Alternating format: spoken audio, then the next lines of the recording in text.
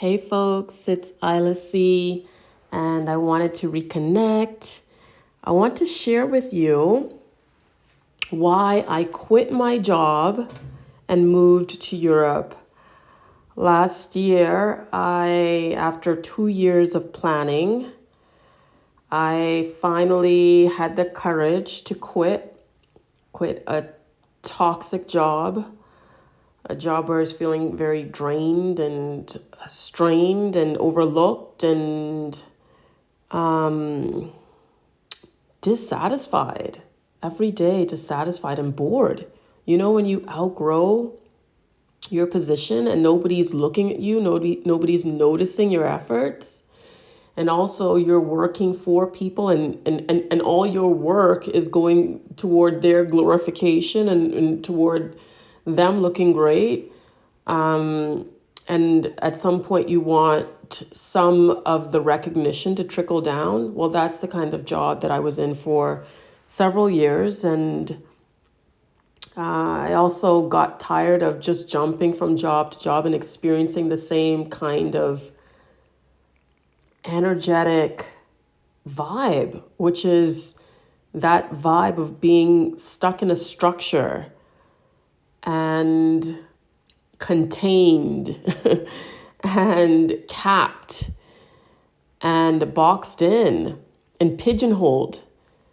You know, that the vibe of capitalism that just, yeah, that it just doesn't free you to be who you want to be, to explore your creative potential and to be free and to explore your talents and to monetize your core competencies in an authentic way. So this was the mindset and this state of being that I was in, where I just felt energetically exhausted, emotionally drained, and just tired of the system of working. And I always had a weird, an uncanny connection to Spain. Growing up, I always had friends that spoke Spanish, that were Spanish speaking. Even if they were from Latin America, I felt just drawn to them, drawn to the language and the culture. And in university, I carried that forth. I wanted to continue to have Spanish in my aura and in my environment and in my consciousness. And I studied Spanish literature in Canada. And while I was studying Spanish literature, my love for Spain just grew and grew. I had professors that were so passionate and just conveyed so much richness of Spanish culture and Spanish mystique and heritage and Latin American heritage as well to us as students. And finally, I had the opportunity to visit Spain and on a language exchange for several weeks, and I loved it then. And throughout the course of studies, Spanish studies in Canada and Latin American studies, I gained core best friends, like soulmates, that were also studying Spanish. And so my Spanish studies and my Latin American studies just have a very special place in my heart. And I always felt bonded to Spain as a result of my university experience. And so I always had a special affection for Spain. And as life would have it, several years after I graduated, my sister won or earned or was awarded an academic scholarship to one of the best universities in Spain. And I was so jealous of her. I'm like, Lord, that opportunity should have been mine. I was so happy for her, but when, it just feels like it's something that was so part of my identity. But I'm grateful that I have an amazing sister. And when she moved to Madrid, I was able to partake in her experience. I visited her often, and I grew to love Madrid as well. fast forward several years. I always had a special memory of my time in Madrid with her. It was always a city that I felt gave me just great vibe, great vibration. I felt energized. I felt inspired. There were so many things to do, so many things to see. I felt, and I don't know if you guys would understand what I mean when I say this, a sense of a soul home where you feel, I don't know, when you look around you and you feel a sense of, I don't know, connectedness with what's around you and the people and the vibe of a city. And I just never forgot that. And so putting those two together, my experience of just being so drained and burnt out and just exhausted with life and living in a small country where opportunities were limited, personal life possibilities were limited. I wanted more for myself.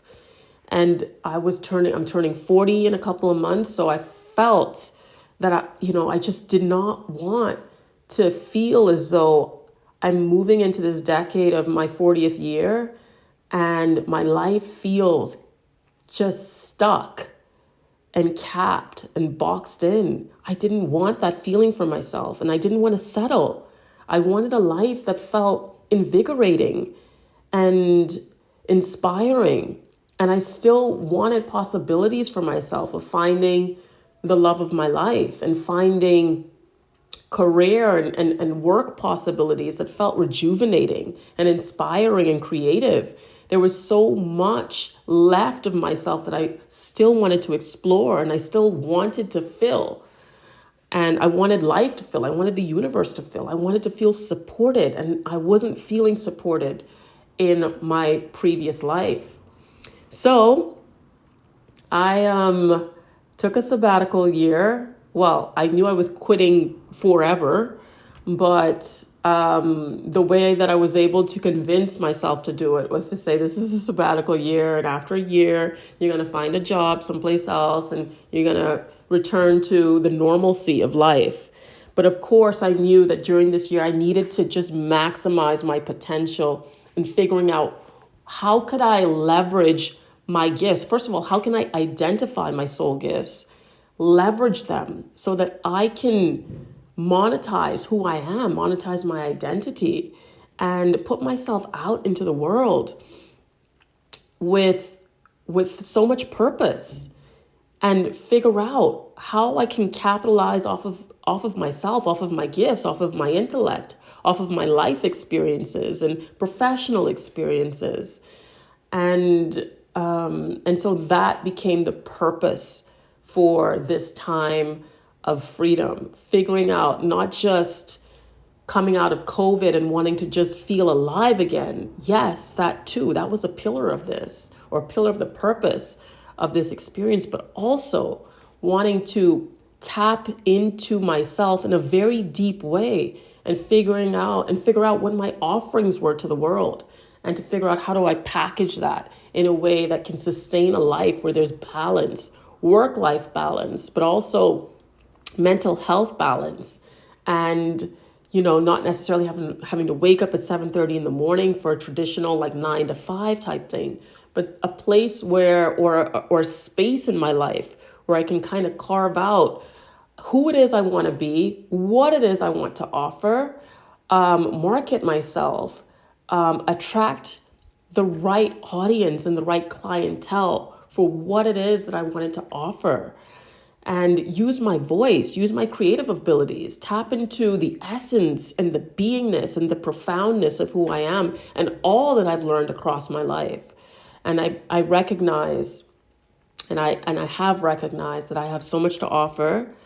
I have so much that I want to share, and I'm looking forward to sharing that with all of you. So for anybody that is feeling a similar way, feeling stuck in life, feeling capped, feeling burnt out, feeling like you wish that life looked different, or you wish that life had a different vibe or different aspects to it, I want to say to you that you are capable of recreating your life experience. You have to maybe plan for it a little bit, but do it. Don't think it's out of your reach. It's possible for you to create the life that you want, the life of your dreams. Figure out where it is that you would rather be and just aim for it. Pray about it, be intent about it, be intentional about it, and figure out what it is that you can do in that other place. Like, how do you sustain yourself? Create a plan for how you can make it work. There are so many people that are digital nomads in this day and age, especially after the era and the period of COVID. And so I'm speaking from from the community of so many other people that have done it as well, and that recognize that life is not about just work. It's about loving your life. It's about feeling free. It's about feeling happy. It's about feeling inner peace, but also feeling the emergence of possibility dawning on you. That feeling that just taps into your heart and your soul, that taps into your core and makes you want to be bigger than who you are and feel seen and feel heard and feel understood and find your tribe. That's what I was craving and longing for. And that's what I've accomplished. Now my life in Madrid is so much more full. I've only been here 7 or 8 months. So since last summer, and it's February now. And I already feel I have a great community of wonderful women around my age. I've dated more in the last 7 months than I have in the last 7 years. I'm traveling. I'm going to France in a few weeks with several friends for my birthday, my 40th birthday. And I'm also doing creative ventures and starting to explore podcasting and